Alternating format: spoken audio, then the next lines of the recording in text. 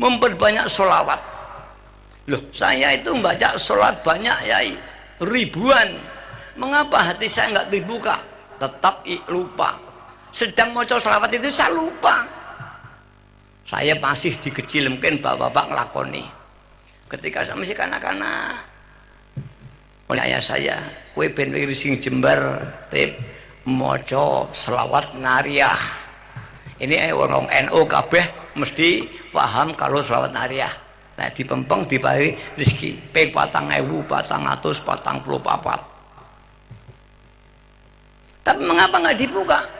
Saya maca selawat masisiyah, saya maca selawat mujiat, saya maca selawat badawi. Mengapa nggak dibuka? Tetap lupa. Karena apa? Ketika kita membaca selawat tadi, niatnya memang tidak mohon kepada Allah dibuka hatinya. Niatnya ben dipari rezeki sing jembar. Persoalan ini selesai. Jika ada hambanya membaca sholawat kepada Kanjeng Nabi, tu'rodu, dihaturkan sholawat ini kepada Rasulullah. Wa yusallillahil musalli, dan Rasulullah berdoa untuk orang yang membaca sholawat tadi. Jika membaca sholawatnya dengan hajat kaya, ya didoakan kaya, maka enggak dibuka hatinya. Ya tetaplah kalian Allah. Ya tetap ibadah malas. Jika nanti dibuka hajatnya matur, diberi kekuatan, kemanden mandi atau jaduk, ya hanya diberi jaduk, tidak dibuka hatinya. Tapi kalau membaca sholawat diniatkan thariqah ilallah subhanahu wa ta'ala, maka kan Nabi berdoa pada Allah hingga kita dibuka hati kita. Maka nur yang datang pada kita, nur maknawi namanya, bukan nur kauni. Orang disinari sifat kayanya Allah. Kalau ini maknawi, maka dia merasa tidak kaya, kayanya Allah yang mengkayakan. Tapi kalau disinari kauni saja, ya paling dia bertambah kekayaannya, penting hatinya tetap tertutup. Maka penting niat itu. Inilah rahasianya mengapa orang membaca sholawat banyak juga mengapa nggak dibuka, karena niatnya bukan untuk wusul kepada Allah, niatnya rezekinya mari selamat ini. Para hadirat yang kehormati, itulah hati. Maka hati ini juga perlu dibersihi, karena hati yang gelap menjadi gelap. Ala inna fil jasadi lamudghah, kata Rasulullah SAW. Di dalam tubuh manusia itu ada segumpal darah. In salukat salukal kulluh fasadal kulluh, wa in fasadat fasadal jasadu kulluh. Jika itu bagus, maka baguslah semua orang itu, perilakunya dan sebagainya, akhlaknya. Tapi jika ini jelek, orang jeleklah akhlaknya, perilakunya, amal dan muamalahnya. Apa itu? Kata Rasulullah, yaitu hati. Maka kata orang itu, maafnya, sering melakukan orang lain, merugikan orang lain. Orang menyebut, orang itu hatinya elek. Orang itu senengane ngelokne wong, senengane merugikan orang lain, hatinya jelek. Nah, itu maksudnya yaitu hati akhlak, bukan hati daging. Para hadirat yang kami hormati, karena itu kita diajak membaca sholawat. Nah, di dalam membaca sholawat Rasul untuk didoakan oleh Kanjeng Nabi kepada Allah, hati kita dibuka, hati kita dibersihi, yang jelek dibuang, sehingga hati bagian kaca menjadi bening. Ketika kaca itu bersih, maka ada sinar yang masuk. Jika sinar itu matahari, dan hati kita akan tampak matahari. Jika kaca itu kita harapkan dengan benda yang lain, akan tampak. Hati sama dengan demikian. Jika hatinya bersih, tampaklah Allah di hatinya dengan kebesaran Allah, Tuhan yang Maha Kuasa, Tuhan yang Maha Satu, Tuhan yang ada, Tuhan yang kaya, dan kita tidak ada. Maka orang itu menjadi billah, tidak merasa apa-apa. Dan ini namanya nur maknawi. Kalau nur kauni, orang itu nanti akan diberi wangi sugih terus, meningkat terus, jabatannya naik terus, ya. Lek disinari irodahnya Allah, irodah itu keinginan, karep. Orang lek disinari irodahnya Allah, lek maknawi, dia tidak merasa punya keinginan, tapi ini Allah yang gerakkan hatiku, namanya maknawi. Tidak ingat, tidak mengaku punya kehendak. Kalau disinari kauni, maka semua keinginannya itu tercapai. Maka barang siapa yang punya keinginan, usahakanlah melihat irodahnya Allah, sehingga tidak ada irodah dalam hati kita. Hakikatnya irodah Allah SWT. Jika betul-betul irodah dalam hati kita irodahnya Allah, tidak ada satupun orang yang bisa menghalang-halangi irodahnya Allah. Pasti hasil orang itu. Para bapak, para ibu yang hormati, ini antara nur maknawi dan nur kauni. Mari ini kita tingkatkan. Lah, di dalam membaca ini ada ilmunya membaca, bukan sekedar baca. Membaca kaman, bilangannya berapa kau baca sekali duduk? Atas 1 kali, 2 kali, 10, 100, 1000, atau 10.000, atau 100.000. Ini kaman. Sece mocone ping 10 karo wong maca 100 ya kalah mandi. Wong maca 100 karo maca ping 1000 kalah mandi, kalah ijabah. Wong maca 1000 dengan wong maca 10.000 kalah mandi. Ini ditinjau dari segi berapa dia membaca. Wadawaman, dan berapa lama dia membaca. Bacane ping piro, 100, 200, 300. Dan berapa? 1 minggu, atau 40 hari, atau 1 tahun, atau sudah dibaca sejak muda sampai tua. Ini yang namanya wadawaman. Berapa dia membaca. Wakaifan, dan bagaimana dia membaca. Apa sekedar baca Allahumma ya begitu ya kata sekedar, apa membaca dengan niat yang betul-betul dan tidak merasa memiliki kekuatan apa-apa, billah. Nah, ini tingkat bagaimana membaca. Lesane bacane bener poga, hati ini bener pura. Maka jika cara bacane wis pas, artinya wis pas, tadhul dan tadhuru di hadapan Allah, lek maca wakeh pisan, lamani suwi pisan, dipasani pisan, insyaallah. Jadi ternyata dalam kajian memang ini tidak ada Quran dan hadisnya, ya, tapi hanya khairukum aksarukum naf'an linas, kata Rasul. Sebaik, maaf,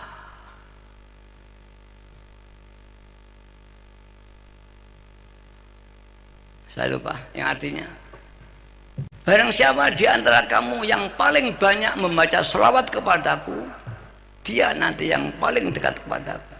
Ukurannya banyak Rasulullah. Ning kaifan, nah, tidak, ini ada kajian lain. Berapa dia membaca? Berapa dia dibaca? Kita juga begitu, bagaimana membaca salat Faidiyah atau salat apa aja, niatnya, hatinya. Seorang yang membaca atau beramal pada Allah, tadi katakan iqbalu alallah, menghadap kepada Allah, bisiddati zulli wal inkisar, dengan perasaan yang betul-betul merasa hina, merasa tidak punya apa-apa dan longso sampai mencucurkan air mata. Wong nek longso terus keronto-ronto, terus nangis, dzulli wal ingkisar, merasa keronto-ronto dan longso.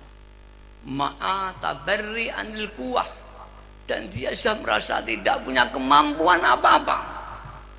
Bahkan billah aslu khairin dunyawin au ukhrawin, itulah asal kebaikan dunia dan akhirat, disitulah akan ijabah. Wis mati-matian lek maca wis bener, lek maca ping akeh pisan. Mula Mbah Yai teng mriku dibaca sekian kali minimal. Ada kata minimal, berarti lebih boleh, tapi tidak dianjurkan Mbah Yai, karena kekuatan orang satu dengan lain tidak sama. Ini masalahnya, tidak sama. Maka minim 100 kali minimal, berarti lebih boleh. 40 hari minimal, berarti lebih boleh. Nah, jika dibaca dengan cara yang bagus, longso, makmum, ikroman wa ta'ziman, mahabbah kepada Rasulullah SAW. Lek maca akeh pisan, gak mek ping 100, ping 1000, ping 10.000. Ini bilangan. Maka pernah saya, ada orang punya hajat yang sangat parah, ya, sering saya datang pada saya seorang suami istri masih muda, tampan sekali. Di rumah saya dia menangis di luar, hujan sekali. Kemudian saya buka, "Kamu kowe sapa?" Dia berkata, "Saya tidak bisa bahasa Jawa ya." "Loh, kamu dari mana?" "Saya asli dari Lampung."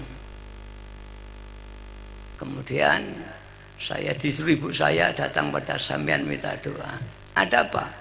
Pada waktu itu dia jatuh bekerja 2 miliar. Untuk remaja udah tidak mungkin. "Wah, kalau gitu kamu mesti penjara. Utang itu tidak bisa. Nah, maka kamu ingin mati di penjara atau mati tirakat?" "Dah, saya tak tirakat, Yai. Saya suruh baca ya Sayyidi ya Rasulullah." Biasanya kalau nyuruh saya 10.000, 11.000 sama Yai. "Coba baca 60.000 kamu." Ngebleng betul. Ya, dibaca betul. Dia tidak keluar. Mempeng dengan suami istri. 60.000 lagi. Leren ganti dari mempeng lagi. Entah 60.000 itu berapa hari, 1 minggu atau tidak. Kemudian satu saat datang.